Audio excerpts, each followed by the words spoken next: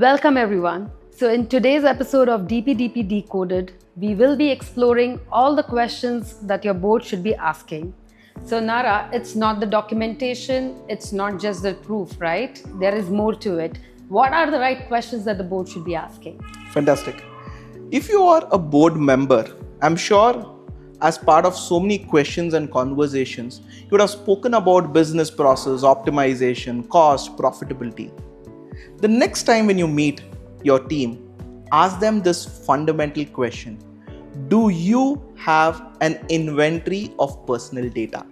And if yes, how are you processing that? Is it a consent based or probably a legitimate use based? Or do you have, when was the last time consent or notice was given? And when was the last time you reviewed some of these? I think these are pertinent questions to start with.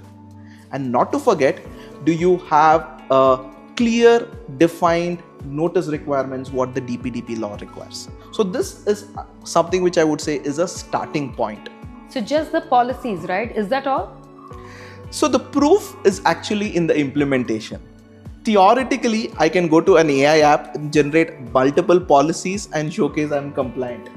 But the proof of the, where the rubber hits the road is basically how effective is your privacy policy and the way in which your personal data awareness reaches to the last mile in the organization. Imagine the receptionist in your organization collects the personal data, and because somebody asks, she sends a photograph to the admin executive in her phone, and that photo remains in her phone forever, right? You can imagine what extent the personal data law actually is spanning, right? So it is not just with those policies, it will also move into execution and action.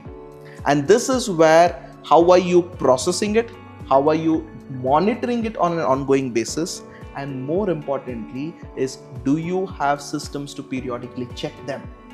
Do you have vendors who is processing the personal data? And if yes, how are you ensuring that the vendors are compliant? Are you auditing your vendors? Are you having adequate agreements with your vendors? Remember, a breach under this law, the penalty can go as high as 250 crores. And even if that breach is for your vendor, you would be held accountable. Okay, so globally the pattern is clear, right? The organizations with documented accountability will have lower penalties. Absolutely. Remember, the penalty is not always a maximum of, the maximum penalty is not levied in every case.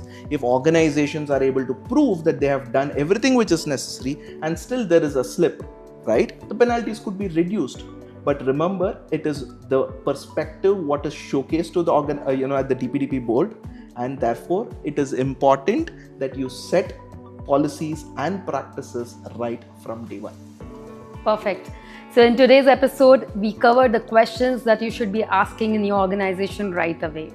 In the next episode, we will dive deeper. Stay tuned with us on DPDP Decoded.